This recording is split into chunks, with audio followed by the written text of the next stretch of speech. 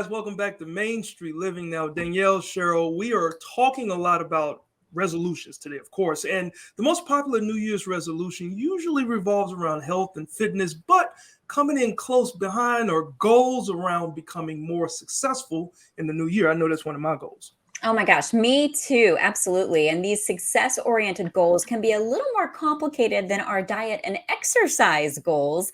Leadership coach Yennie Rautenberg-Loya has some helpful tips. We want to welcome her to Main Street Living. Thanks for joining us. Thank you for having me. Super excited to be here. All right, so setting resolutions for the new year is a long-standing tradition, but they rarely seem to stick with us for more than a few weeks. Why do we feel so compelled to start new every January? Yeah, if we look back in history, I mean, the tradition of setting New Year's resolution goes back thousands of years ago.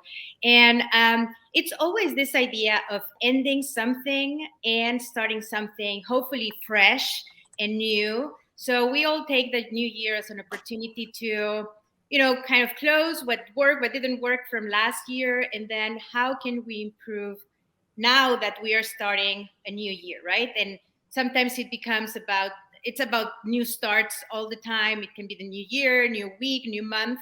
But we are looking ahead. What is our life going to be about the next 12 months? And the reality about resolutions is that most likely we have that list, and if we go years back, the list is going to be pretty much the same, right? Like we have the same resolutions over and over. And if we look into statistics, about 50% of people in the US create New Year's resolution. Only about 8% actually complete those resolutions or fulfill them. So I feel called out. Yeah. Working about it, right? Definitely. So I love what you said too about looking back on the last year and seeing what didn't work for us, right? So not necessarily focusing on the past, but just noting what didn't work well for me and how can I approach it now? What are some ways we can actually move forward toward our goal this year? Yeah, well, one of the things that I always suggest is instead of looking at resolutions, which we know we have a history with and it's not very productive or effective, looking into creating an intention for the year.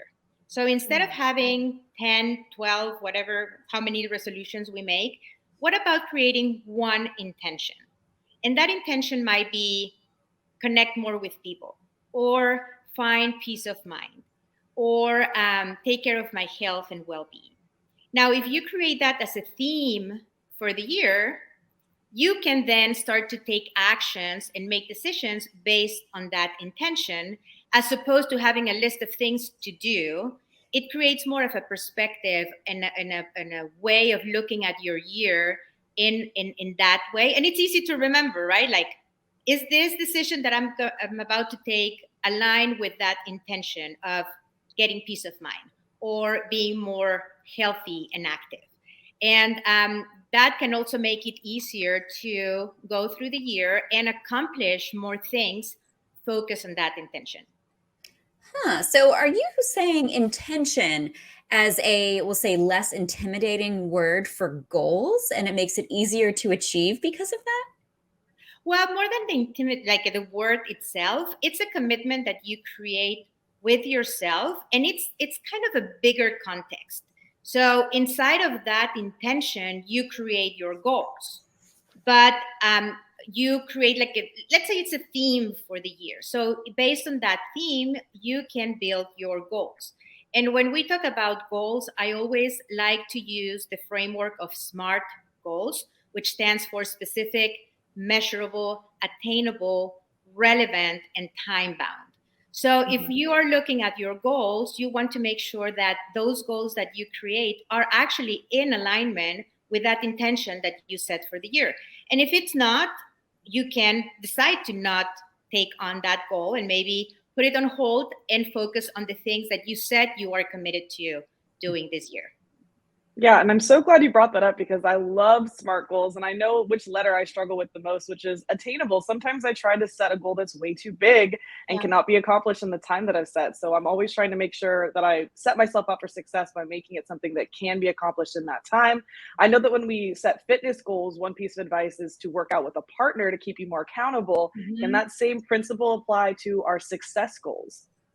It really applies to everything. For some reason, as human beings, we tend to be better at keeping our promises to other people than keeping them to ourselves. So, working with someone who can hold us accountable, who can actually partner with, right? Because if it's about, let's say, being healthier, you can arrange walks with someone that is committed to the same thing as you are. The same goes to building a business, to cleaning up your garage, or whatever goals you have for the year. So working with someone, and sometimes also makes it fun. Yeah, it does. Or it can be somebody like your mom who says, "Hey, have you done this yet?" And they keep reminding you over and over, which I find hilarious. Love my mom, by the way. But as we wrap things up here, calling a professional is always a good idea and can get you some help. And so, what are some of the programs that you offer to help your clients succeed? And how can our viewers get in touch with you? Yeah, so there are different things and ways to go about this. I offer workshops and webinars around how to set goals and how to build your plan for the year. I also work one on one with people to not only set the goals at the beginning of the year, but actually throughout the year, have this accountability partnership to make sure that you're following through. And I work a lot with companies that they bring me in during performance review periods, for example, which happens sometimes at the beginning of the year, and help people create their goals for the years. And it can be performance goals or development goals. But the way to find me is in Rautenberg Coach, and they can also follow me on Instagram at Rautenberg Coach. So I would be super happy to talk to your audience about this. Thank you so much, Yennie. We so appreciate you for joining us and Happy New Year. Happy New Year to you too, and create a great intention for the year so you can follow your dream and what you're committed to. Will Love do. that. Thank you so much. So much positivity, and I want to keep that going, of course, into the next block. So up next, we're going to visit a unique store for our veterans.